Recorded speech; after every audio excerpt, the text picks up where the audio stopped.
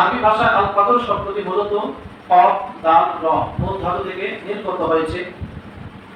ভাষাবিদদের মতে এই ধাতু এমন একটি মৌলিক অর্থ নির্দেশ করে যা কোনো বস্তুর পরিমাণ, সীমা, প্রকৃতি এবং চূড়ান্ত পরিণতি নির্ধারণ করা বোঝায়।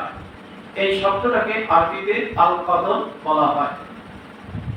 প্রখ্যাত ভাষাবিদ ইবনে ফারিস রাহমাতুল্লাহ আলাইহি তিনি বলেন, আল কাফু ওয়া দালু ওয়া রাউ আসলুন সহিহ ইয়াদুল্লু আলা মাতাবিশ শাই ওয়া কুনহি ওয়া নিহায়াতিহি। তিনি কদর শব্দের অর্থ করতে গিয়ে বলেন যে কফ, দাল এবং র এই তিনটি অক্ষর দ্বারা গঠিত ধাতুটি এমন একটি মূল অর্থ নির্দেশ করে যা কোনো বস্তুর পরিমাণ, প্রকৃত অবস্থা এবং চূড়ান্ত সীমা বোঝায়। তো এটি হচ্ছে কদর শব্দের ভাষাগত কিংবা শাব্দিক অর্থ। আবার কদর শব্দের পারিভাষিক অর্থের ব্যাপারেও ওলামায়ে কেরাম বিভিন্ন মত প্রদান করেছেন। যেমন আল্লামা ইমাম তাহতাবী রাহমাতুল্লাহ আলাইহি তিনি বলেন, কুল্লু শাইইন ইয়াজরি বিযাকরিল্লাহি তাআলা ওয়া মাশিয়াতিহি। কদর বলা হয় সমস্ত কিছু আল্লাহ তাআলার নির্ধারণ ও ইচ্ছা অনুযায়ী সংগঠিত হয়। এইটাকে কদরকে এই পরিভাষায় এই অর্থে বলা হয়। এরপরে আহলে সুন্নাতের আকীদা অনুযায়ী কদরের পারিভাষিক অর্থ আছে আল্লাহু তাআলা আলিমাল আশিয়া ক্বাবলা উকুইহা ওয়া কাতাবাহা ফিল লাওহিল মাহফুজ সুম্মা শাআ উকুআহা ওয়া খালাকাহা। আল্লাহ তাআলা সৃষ্টির পূর্বেই সবকিছু সম্পর্কে জ্ঞান রাখেন। আল্লাহ পাক এই পৃথিবীতে আমাদেরকে সৃষ্টি করার আগে, আকাশ জমিন সৃষ্টি করার আগে এগুলো সম্পর্কে আল্লাহ পাকের জ্ঞান আছে, আল্লাহ পাক জানেন। তারপর তা লাওহে মাহফুজে লিপিবদ্ধ করেন, এরপর তার ইচ্ছা অনুযায়ী সংগঠিত হয় এবং তিনি তা সৃষ্টি করেন। এটা হচ্ছে কদর শব্দের পারিভাষিক অর্থ। এই কদর শব্দের কিছু অর্থ আছে। এক নম্বর অর্থ হচ্ছে আল কাযা ওয়াল হুকম। কদরের এক নম্বর অর্থ হলো ফয়সালা, আইন কিংবা সিদ্ধান্ত অর্থে কদর শব্দটি ব্যবহৃত হয়। ফয়সালা, আইন কিংবা সিদ্ধান্ত অর্থে কদর শব্দটা ব্যবহার করা হয়। যেমন নবী করিম সাল্লাল্লাহু আলাইহি ওয়াসাল্লাম তিনি ইস্তিখারা নামাজ যখন আদায় করেছেন তখন তিনি একটি দোয়া করেছিলেন। সেই দোয়ায় তিনি বলেন, আল্লাহুম্মা ইন কুনতা তা'লামু আন্না হাযাল আমরা খায়রুল লি ফি দীনি ওয়া মাআশি ওয়া আকিবাতি আমরি ফাকদুরুহু লি ওয়া ইয়াসসিরুহু লি। সুবহানাল্লাহ বলেন। সুবহানাল্লাহ। নবী করিম সাল্লাল্লাহু আলাইহি ওয়াসাল্লাম ইস্তিখারা নামাজে দাঁড়িয়ে তিনি আল্লাহ পাকের কাছে দোয়া করলেন, হে আল্লাহ, যদি আপনি জানেন যে এই বিষয়টি আমার দিন, আমার জীবিকা এবং আমার পরিণতির জন্য কল্যাণ করা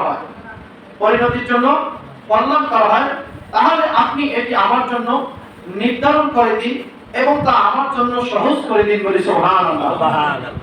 নবী করিম সাল্লাল্লাহু আলাইহি ওয়াসাল্লাম এখানে বলেন ফাকতুরুহু লি, হে আল্লাহ।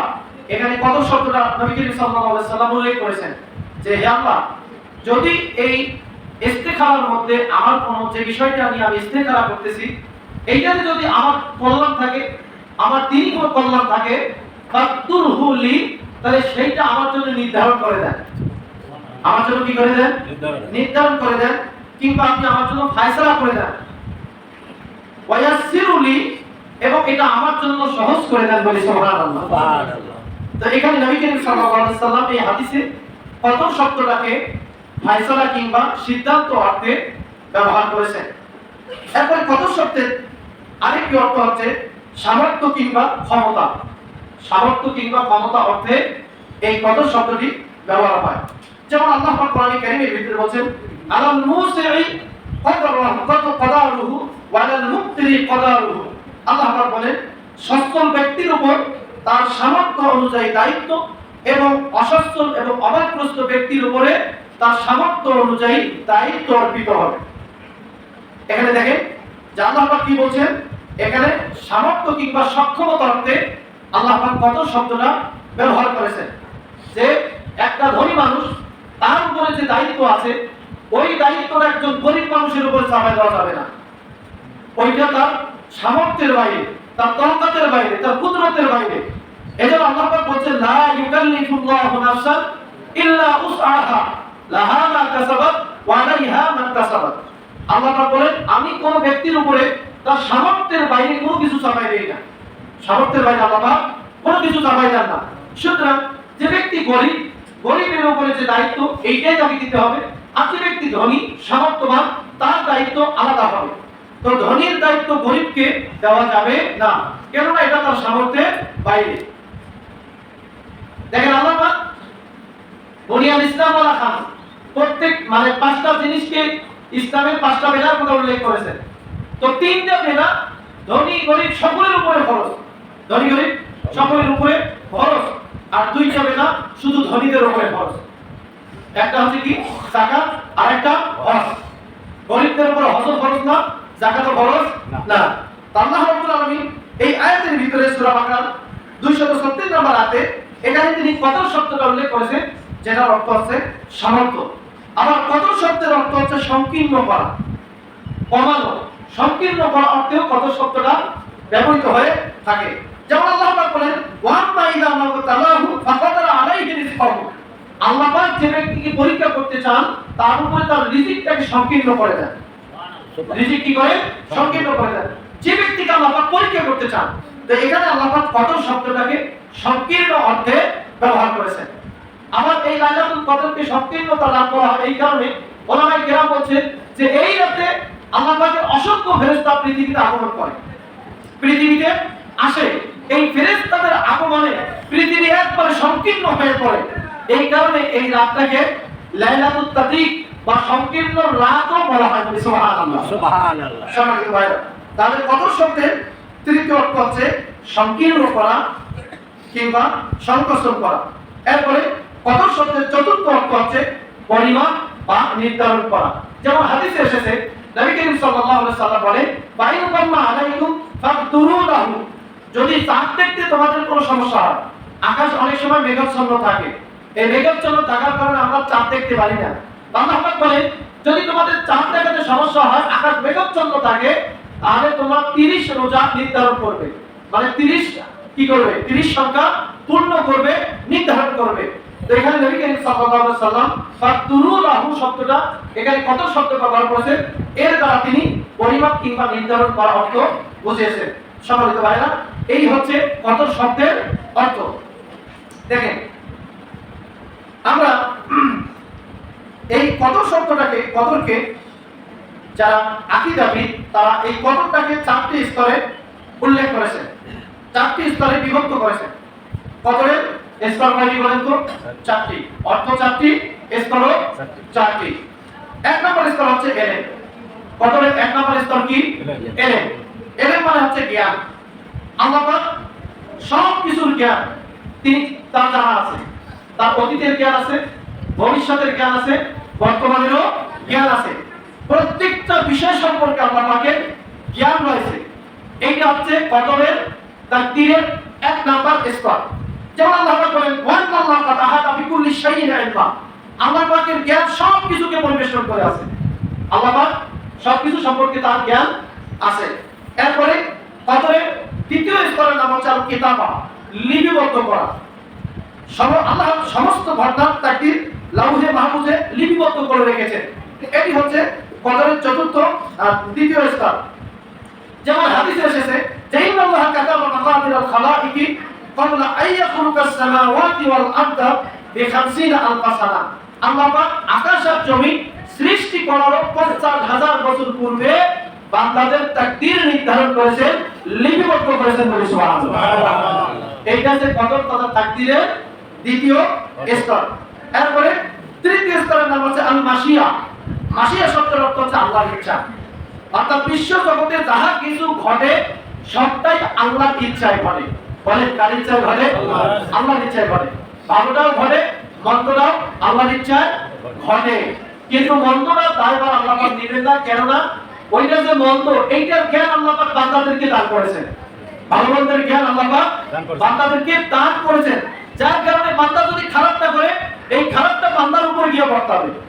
এই জন্য বান্দাকে শাস্তির সম্মুখীন হতে হবে। আল্লাহ পাক বলেন ওয়া মা তাশাউনা ইল্লা আইয়াশা আল্লাহু রাব্বুল আলামিন, যে এই পৃথিবীতে কোনো কিছুই আল্লাহর ইচ্ছা ছাড়া সংঘটিত হয় না। তাহলে তাকদীরের তৃতীয় স্তরের নাম হচ্ছে আল মাশিয়া এবং চতুর্থ স্তরের নাম হচ্ছে আল খালকু, অর্থাৎ সৃষ্টি। সকল ঘটনা ও কর্মের স্রষ্টা হচ্ছে আল্লাহ পাক। আল্লাহ পাক সব কিছুকে তিনি সৃষ্টি করেছেন, সকল ঘটনা আল্লাহ পাক সৃষ্টি করেছেন। আল্লাহু খালাকাকুম ওয়া মা তা'মালুন, আল্লাহ পাক বলেন তিনি তোমাদেরকে সৃষ্টি করেছেন এবং তোমরা যে সমস্ত কর্মকাণ্ড করবে সেটাও আল্লাহ পাক সৃষ্টি করেছেন। বলি সুবহানাল্লাহ। তাহলে সম্মানিত ভাইরা, কদর শব্দের চারটি অর্থ এবং কদরের স্তর হচ্ছে চারটি। এরপর দেখেন, আমরা যে লাইলাতুল কদর বলি, এই লাইলাতুল কদরের অনেকগুলো নাম আছে, অনেকগুলো নাম আছে, প্রায় 20টার মতো নাম আছে লাইলাতুল কদরে। আমরা শুধু সংক্ষেপে আলোচনা করি। দেখেন, এই রাতটাকে লাইলাতুল কদর বলা হয়, মর্যাদা ও তাকদীর নির্ধারণের রাত বলা হয় লাইলাতুল কদরকে। এই নামটি সরাসরি কোরআন কারীমে এসেছে। এবং এই কদরের রাতের আরেকটি নাম আছে লাইলাতুল মুবারাকা। দ্বিতীয় নাম কি? লাইলাতুল মুবারাকা, অর্থাৎ বরকতের রাত বলা হয় এই কদরের রাতকে। এই নামটিও কোরআন কারীমের ভিতরে এসেছে। আল্লাহ বলছেন ইন্না আনজালনাহু ফি লাইলাতিন মুবারাকা, আমি কোরআনকে নাযিল করেছি মুবারক রজনীতে। বলি সুবহানাল্লাহ। তাহলে কদরের রাতের তৃতীয় নাম কি? লাইলাতুল মুবারাকা। এরপরে তৃতীয় নাম হচ্ছে লাইলাতুস সালাম, এই রাতটাকে শান্তির রাত বলা হয়। সুবহানাল্লাহ বলেন। লাইলাতুল কদরের রাত কিসের রাত? শান্তির রাত। যেটা আল্লাহ পাক বলেন সালামুন হিয়া হাত্তা মাতলাইল ফজর, ফজর পর্যন্ত আল্লাহ পাক শান্তি বর্ষণ করতে থাকেন। সুবহানাল্লাহ। এরপরে চতুর্থ নাম হচ্ছে লাইলাতুত তাকদীর, এই রাতকে ভাগ্য নির্ধারণের রাত বলা হয়। আল্লাহ পাক বলেন ফিহা ইউফরাকু কুল্লু আমরিন হাকিম, এই রাত এমন রাত যে রাতে আল্লাহ প্রত্যেকটা গুরুত্বপূর্ণ বিষয়ে সিদ্ধান্ত গ্রহণ করে ভাগ্য নির্ধারণ করেন। সুবহানাল্লাহ। এরপরে পঞ্চম নাম্বার নাম হচ্ছে লাইলাতুল মালাইকা, এই রাতকে ফেরেশতাদের রাত বলা হয়। কেননা এই রাতে তানাজ্জালুল মালাইকাতু ওয়ার রূহু ফিহা, যে আল্লাহর ফেরেশতারা এই রজনীতে পৃথিবীতে আগমন করেন। এই কারণে উলামায়ে কেরাম এই রাতটাকে লাইলাতুল মালাইকা বলছেন। এরপরে এই রাতের ষষ্ঠ নাম হচ্ছে লাইলাতুল কুরআন, অর্থাৎ আল্লাহ পাক এই রজনীতে কোরআন নাযিল করেছেন, যার কারণে এই রাতটাকে লাইলাতুল কোরআন বলা হয়। সুবহানাল্লাহ বলেন। আল্লাহ পাক বলেন ইন্না আনজালনাহু ফি লাইলাতিল কদর, আমি কদরের রাতে কোরআন নাযিল করেছি। সুবহানাল্লাহ। কদরের রাতে আল্লাহ কোরআন নাযিল করেছেন, এই কারণে এই রাতটাকে আবার লাইলাতুল তানজিলও বলা হয়, অর্থাৎ মানে অবতীর্ণ রাত। অর্থাৎ এই রাতে আল্লাহ পাক কোরআন নাযিল করেছেন, এই কারণে এই রাতের সপ্তম নাম্বার নাম হচ্ছে লাইলাতুল তানজিল। এরপর অষ্টম নাম্বার নাম হচ্ছে লাইলাতুল মাগফিরা, এই কদরের রাতটাকে লাইলাতুল মাগফিরা বলা হয়। কেন বলা হয়? যে মান কামা লাইলাতুল কদর ঈমানান ওয়া ইহতিসাবান কুফিরা লাহু মা তাকাদ্দামা মিন যামবি।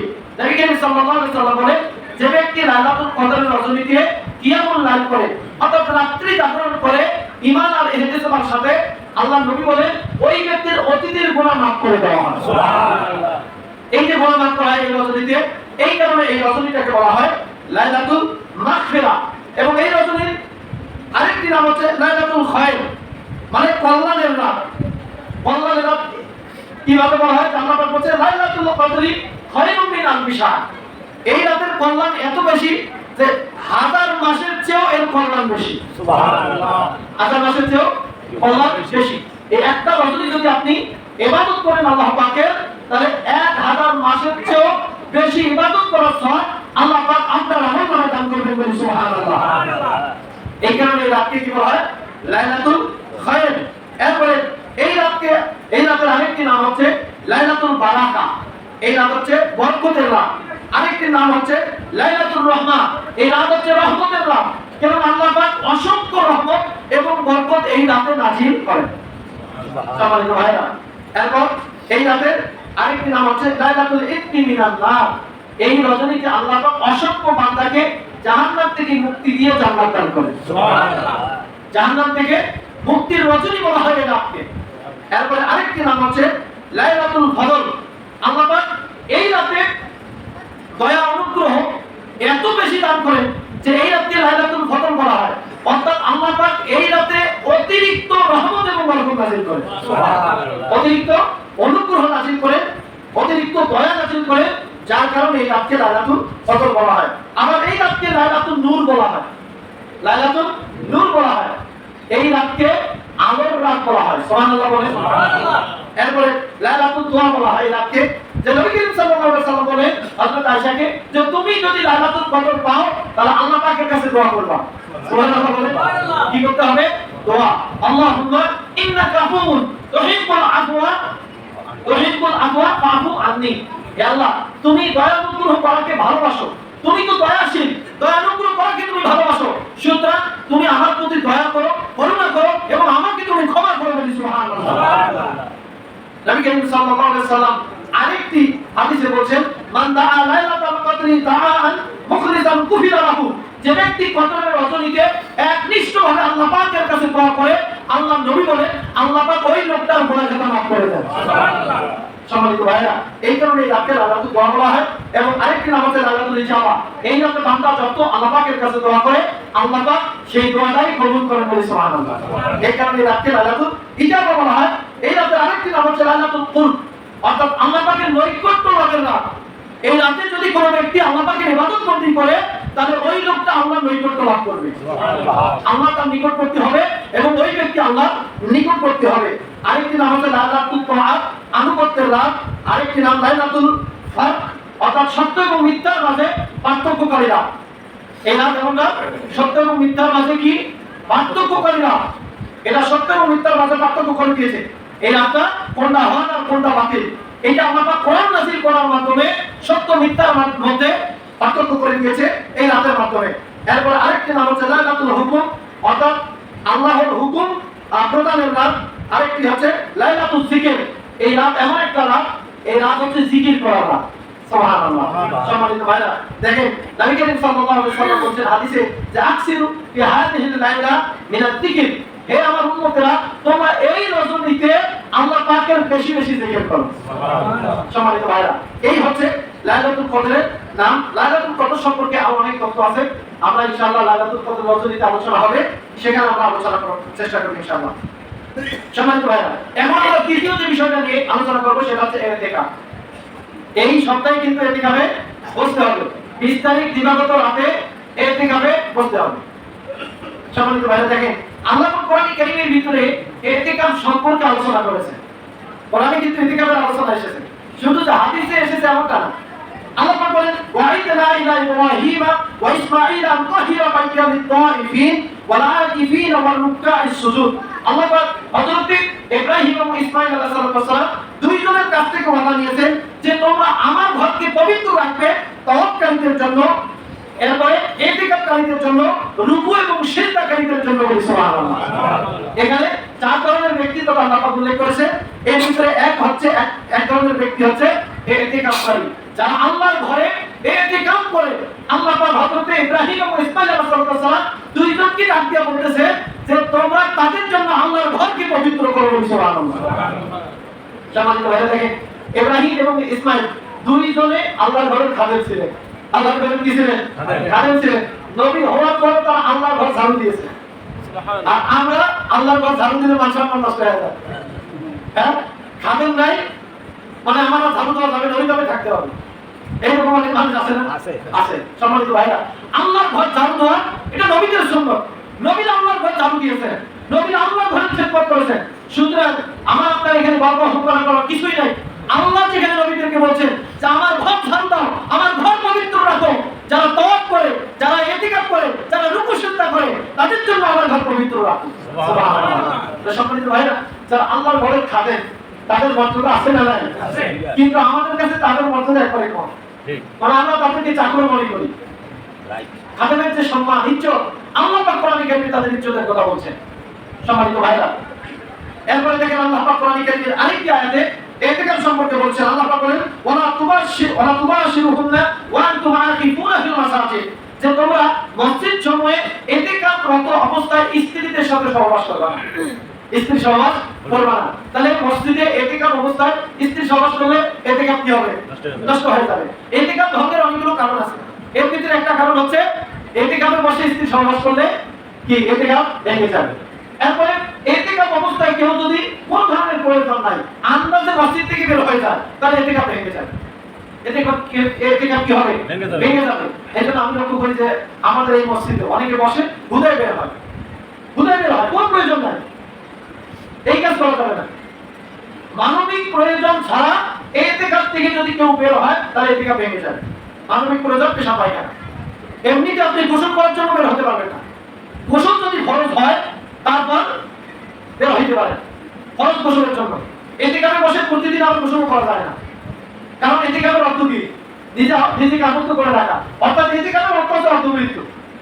আপনি তো অর্ধেক মারাই গেছে, তো দুনিয়ার সাথে তো আপনার কোনো সম্পর্ক নাই, সম্পর্ক হচ্ছে আল্লাহর সাথে। সুতরাং যেখানে আপনি অর্ধমৃত্যু, এই জন্য বারবার মসজিদ থেকে বের হওয়া যাবে না। সম্মানিত ভাইরা, এই বিষয়গুলো অবশ্যই আমাদেরকে খেয়াল রাখতে হবে। এরপর দেখেন এই ইতিকাফের অনেক ফজিলত আছে। নবী করিম সাল্লাল্লাহু আলাইহি সাল্লাম বলেছেন যে ক্বালা ফিল মুতাকিফি ইন্নাহু মুতাকিফুস সুনুব। নবী করিম সাল্লাল্লাহু আলাইহি সাল্লাম ইতিকাফকারীদের ব্যাপারে বলেন যে ইতিকাফকারীরা গুনাহ থেকে মুক্ত থাকে। সুবহানাল্লাহ। যতক্ষণ ইতিকাফে থাকে ততক্ষণ তার গুনাহ থাকে না, কোনো গুনাহ হয় না, কারণ সব সময় মসজিদে থাকে। এরপর নবী করিম সাল্লাল্লাহু আলাইহি সাল্লাম বলেন যে ওয়া ইয়াজরি লাহু মিনাল আজরি কাআজরি আমিল হাসানাতি কুল্লিহা। একটা মানুষ বাইরে থেকে যত ভালো কাজ করে, একটা মানুষ বাইরে থেকে যদি জানাজায় অংশগ্রহণ করে, রোগীকে দেখতে যায়, রোগীর সেবা শুশ্রূষা করে, তাহলে ওই ব্যক্তি বাইরে থেকে যে এই ভালো কাজগুলো করলো, এইগুলো যেমন ওই বাইরে অবস্থানকারী ব্যক্তি যেরকম সওয়াব পায়, ইতিকাফকারী এই ইতিকাফে বসে সেই আমলগুলোর সওয়াব পাইতে থাকে। সুবহানাল্লাহ। ইতিকাফে তো সওয়াব পায়, ও বাইরে থাকলে রোগীর দেখা করতো, জানাজায় যাইতো, রোগীর সেবা শুশ্রূষা করতো, মানুষকে দান সৎকার করতো, ওই মসজিদে বসার কারণে তো এগুলো থেকে মাহরুম হয়ে যাচ্ছে, পাচ্ছে না। নবী করিম সাল্লাল্লাহু আলাইহি সাল্লাম বলেন সেইগুলোর সওয়াব সে পাবে। সুবহানাল্লাহ। সম্মানিত ভাইরা, তাহলে ইতিকাফের কত ফজিলত, কত মর্যাদা। এরপর নবী করিম সাল্লাল্লাহু আলাইহি সাল্লাম বলেন শুরাবুল ঈমানের একটি হাদিসে যে মানে তাকাফা আশরান ফি রমাদান কানা কাহাজ্জাতাইন ওয়া উমরাতাইন। কোন ব্যক্তি যদি রমজানের শেষ দশকে 10 দিন ইতিকাফ করে, তাহলে ওই ব্যক্তি যেন 2টা হজ আর উমরা করার সওয়াব পাইল। সুবহানাল্লাহ। কয়টা হজ? 2টা হজ, 2টা উমরা। এখন রমজান মাসে যদি আপনি উমরা করতে চান 2 লক্ষ টাকার দরকার, আর 2টা উমরা করলে কয় লক্ষ? 4 লক্ষ।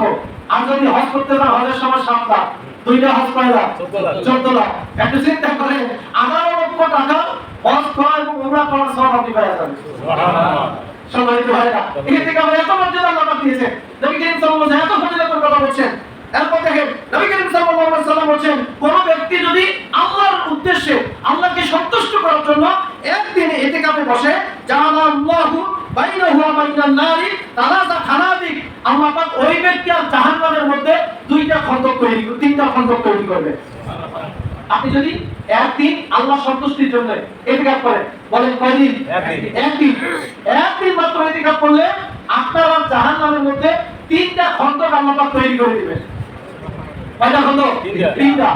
এই খন্দকের পরিমাণ কত? এক একটা করে খন্দকের পরিমাণ হচ্ছে আসমান আর জমিনের সমান। সুবহানাল্লাহ। একটু চিন্তা করেন তো, আপনি একদিন যদি ইতিকাফ করেন আসমান আর জমিনের সমান, এই দূরত্ব আপনার আর জাহান্নামের মধ্যে আল্লাহ পাক সৃষ্টি করে দিবেন। বলি সুবহানাল্লাহ। আল্লাহ পাক ইতিকাফে কি মর্যাদা দান করেছেন ভাইরা, কি ফজিলত দান করেছেন। ইনশাআল্লাহ আমরা ইতিকাফ করার চেষ্টা করব।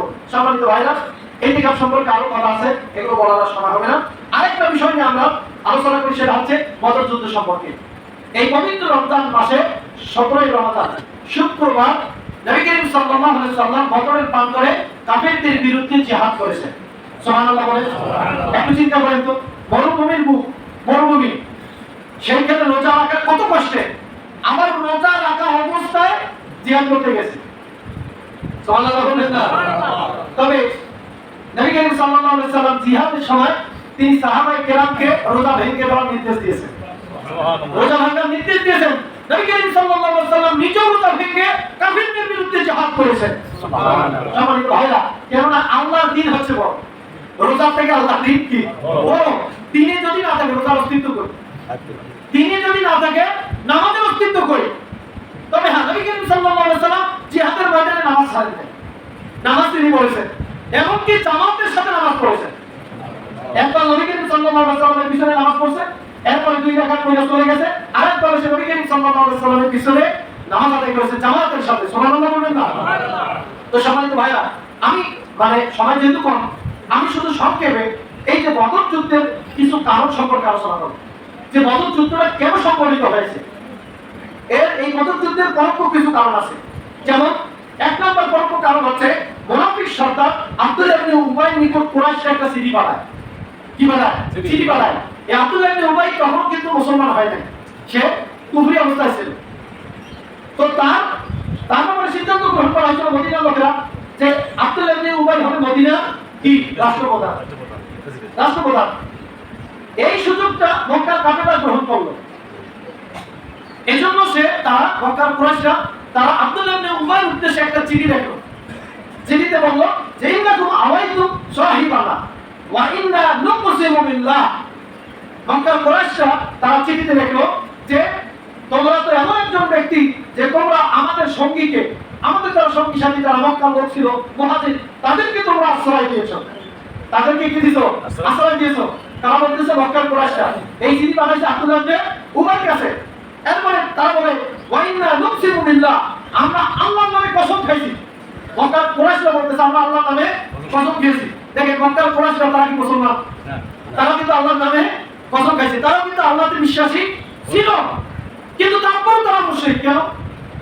আল্লাহ তো তারা বিশ্বাস করত, তারা আল্লাহকে বিশ্বাস করত, আল্লাহর নামে কসম খাইতো। আর আমরা তো মাজারের নামে গিয়ে কসম খাই, আমরা তো পীরের নামে কসম খাই। তারা তো পীরের নামে কসম খায় নাই, কোন ব্যক্তির নামে কসম খায়নি, কসম খাইছে আল্লাহর নামে। চিন্তা করছেন কত বড় ইমানদার ছিল। তারপরে তারা ইমানদার না, তারপরে তারা কি না ইমানদার না। সম্মানিত ভাইরা, এরপর তারা আব্দুল্লাহ ইবনে উবাইকে বলল যে তুকাতিলহু, এই আব্দুল্লাহ ইবনে উবাই যে আমাদের পক্ষ থেকে যে মুহাজিররা গেছে কিংবা যে মুহাম্মদ গেছে, তুমি তাকে হত্যা করো। নাউজুবিল্লাহ বলে কি করো? হত্যা করো। কিংবা আও লা তুখরিজান্নাহু, মুহাম্মদকে তোমাদের রাষ্ট্র থেকে, তোমাদের দেশ থেকে বের করে দাও, বিতাড়িত করে দাও। মক্কার কুরাইশরা চিঠি লিখতেছে কার কাছে? আব্দুল্লাহ ইবনে উবাইয়ের কাছে। যদি তোমরা এই কাজটা না করো তাহলে আওলা নাসিরুন ইলাইকুম বিআজমাইনা হাত্তা নাকতুলা মুকাতিলাতিকুম ওয়া নাস্তাবিহা নিসায়াকুম। তারা চিঠিতে বলল যে তোমরা যদি মুহাম্মাদের বিরুদ্ধে পদক্ষেপ গ্রহণ না করো তাহলে আমরা তোমাদের বিরুদ্ধে যুদ্ধ ঘোষণা করব, তোমাদের বিরুদ্ধে যুদ্ধ পরিচালনা করব এবং তোমাদের স্ত্রীদেরকে আমরা বৈধ মনে করব। অর্থাৎ তোমাদেরকে যুদ্ধ করে পরাজিত করে তোমাদের স্ত্রীদেরকে আমরা গ্রহণ করব। এই কথা লিখে মক্কার কাফেররা চিঠি লিখছে কার কাছে? আব্দুল্লাহ ইবনে উবাইয়ের কাছে। এবং আব্দুল্লাহ ইবনে উবাইয়ের কাছে যখন এই চিঠি আছে, আসার পরে আব্দুল্লাহ ইবনে উবাই তার যত সাগরেদ ছিল তখনও সে কিন্তু কি করে নাই, ঈমান আনে নাই। এরপরে তার যত সাগরেদ ছিল ওই সাগরেদদের ভিতরে আবার অনেক মুসলমান ছিল। কি ছিল? মুসলমান ছিল। নবী করিম সাল্লাল্লাহু আলাইহি সাল্লাম তাদের কাছে গেলেন। তাদের কাছে যাওয়ার পরে বললেন আতুরিদুনা আন তুকাতিলু আবনাকুম ওয়া ইখওয়ানাকুম। আব্দুল্লাহ ইবনে উবাই এবং তার সঙ্গী সাথীদের উদ্দেশ্য করে নবী করিম সাল্লাল্লাহু আলাইহি সাল্লাম বলল যে তোমরা কি তোমাদের বাপদের বিরুদ্ধে যুদ্ধ করবে, তোমাদের সন্তানদের বিরুদ্ধে যুদ্ধ করবে? আল্লাহ নবী যখন এই কথা বলল সেখানে তাদের মজলিস কি হলো? ভেঙে গেল, যে তার জায়গায় চলে গেল। সম্মানিত ভাইরা, তো এইটা একটা হচ্ছে পরোক্ষ কারণ যে মুহাম্মদ সাল্লাল্লাহু আলাইহি সাল্লামকে মদিনা থেকে যেন কি করে মদিনাবাসীরা বের করে দেয় কিংবা মুসলমানদেরকে বের করে দেয়, এটি একটি কারণ। এরপরে আরেকটি কারণ হচ্ছে যে কুরাইশ নেতারা গোপনে গোপনে মদিনার যে ইহুদিরা ছিল তাদের সাথে একটা চুক্তি করলো, আঘাত করলো। তারা বললো যে মুহাজির তাদের সাথে আঘাত করার পরে মুসলমানদেরকে উদ্দেশ্য করে তারা চিঠি লিখলো। চিঠিতে তারা বললো যে তোমরা এটা মনে করো না যে নিরাপদে মদিনাতে ফিরে গিয়ে মক্কা থেকে মদিনায় হিজরত করে তোমরা এই জন্য গর্ববোধ করবে, এই কথা এই ধারণা তোমরা পোষণ করো না। কেননা তোমরা মদিনায় গেলেও কি হবে, আমরা তোমাদেরকে মদিনা থেকে উৎখাত করার মতো ক্ষমতা রাখি। মক্কার কুরাইশরা কাফেররা মুসলমানদেরকে উদ্দেশ্য করে একটা চিঠি লিখলো যে তোমরা নিরাপদে মদিনায় পৌঁছে গেছো, এখন মনে করছো তোমরা নিরাপদ, এইটা মনে করো না, এজন্য তোমরা গর্ব করো না, আমরা তোমাদেরকে মদিনা থেকে উৎখাত করার জন্য ক্ষমতা রাখি। সম্মানিত ভাইরা, একটু চিন্তা করেন, মুসলমানদেরকে মদিনা থেকে উৎখাত করার ক্ষমতা রাখে মক্কার কুরাইশরা। কেন? ওই যে মদিনায় যে ইহুদি গোত্র আছে, ইহুদি গোত্রগুলোর সাথে এই কাফেররা কি করছে? আঘাত করছে, চুক্তি করছে। এই চুক্তি করে মুসলমানদেরকে উৎখাত করার ষড়যন্ত্র করেছে। সম্মানিত ভাইরা, এখন দেখবেন যে কাফেররা আমেরিকা থেকে তাকায় দেখেন যে ইসরায়েলের সাথে চুক্তি করে মধ্যপ্রাচ্যের যে রাষ্ট্রগুলো আছে দেখেন সিরিয়া, লেবানন, ইরাককে ধ্বংস করে দিয়েছে। এরপরে সিরিয়া লেবাননকে ধ্বংস করে দিচ্ছে, অনবরত লেবাননের উপরে কি আক্রমণ করতেছে। এরপরে দেখেন সিরিয়াকে ধ্বংস করে দিয়েছে, এরপর লিবিয়াকে ধ্বংস করে দিয়েছে। দেখেন সম্মানিত ভাইরা, এই যে মানে ইহুদিদের সাথে তারা চুক্তি করেছে সেই সময় মক্কার কাফেররা, আর বর্তমানে ডোনাল্ড ট্রাম্প তারাও কি আমেরিকানরা চুক্তি করে মুসলমানদেরকে ধ্বংস করতেছে। সম্মানিত ভাইরা, তাহলে চিন্তা করেন, এখানে দুঃখের বিষয় যে সেই সময় যে মক্কার কাফেররা ইহুদিদের সাথে চুক্তি করেছে, আর এখন বর্তমানে আমেরিকা মুসলমানদের সাথে চুক্তি করে মুসলমানদের উপর আক্রমণ করতেছে। করতেছে কি করতেছে না? কথা বলতেছে ইরান ওদের আকীদা খারাপ। হ্যাঁ, ইরানের আকীদা খারাপ, ইরানরা শিয়া, এটা মানি, কিন্তু ইরানরা হচ্ছে মাজলুম। ইরানিরা কি মাজলুম? সে এই মাজলুমের ক্ষেত্রে তারা আপনি আকীদা দেখতে যাবেন করতে, কিসের আকীদা আপনি দেখতে যান? সর্বোপরি ইরানিরা হচ্ছে মাজলুম, সুতরাং মাজলুম যে ব্যক্তি তার পক্ষেই পক্ষ অবলম্বন করা লাগবে। কিন্তু আমরা লক্ষ্য করি যে মাজলুমের পক্ষে অবলম্বন না করে এক শ্রেণীর মুসলমান আজকে ইহুদি এবং খ্রিস্টানদের পক্ষ অবলম্বন করেছে। করে কি করে না? কত রাস্তে করছে? সবচেয়ে বড় শয়তান কাতার হচ্ছে সৌদির বাদশা, তারপর আছে আবু ধাবির বাদশা। এরা সবচেয়ে কাতার। এরা এখনো যদি তার সিদ্ধান্ত গ্রহণ করে, এখনো যদি ইরানের সাথে ঐক্যবদ্ধ হয়ে থাকতে পারে, তাহলে মধ্যপ্রাচ্য থেকে পৃথিবীর নিকৃষ্ট রাষ্ট্র আমেরিকানরা পালাতে বাধ্য হবে এবং ইসরায়েলে উৎখাত হবে। কিন্তু এই মুনাফিকরা আজকে ইরানের পক্ষ অবলম্বন না করে তারা আমেরিকার পক্ষ অবলম্বন করেছে। সম্মানিত ভাইরা, এগুলো অনেক কথা আছে, সময় তো অনেক শেষ হয়ে গেছে। যাই হোক, আমরা কখনো সময় পাইলে এই যে বদর যুদ্ধের যে কারণ, কি কারণে বদর যুদ্ধটা সংঘটিত হয়েছে, এই কারণগুলো জানলে আপনারা অবাক হয়ে যাবে। তো যাই হোক, আপনি যেহেতু সময় নেই আর আলোচনা করা সম্ভব হবে না, যারা চার রাখার সুন্দর করে নেই সবাই আদায় করি না। সামনে আগে এসে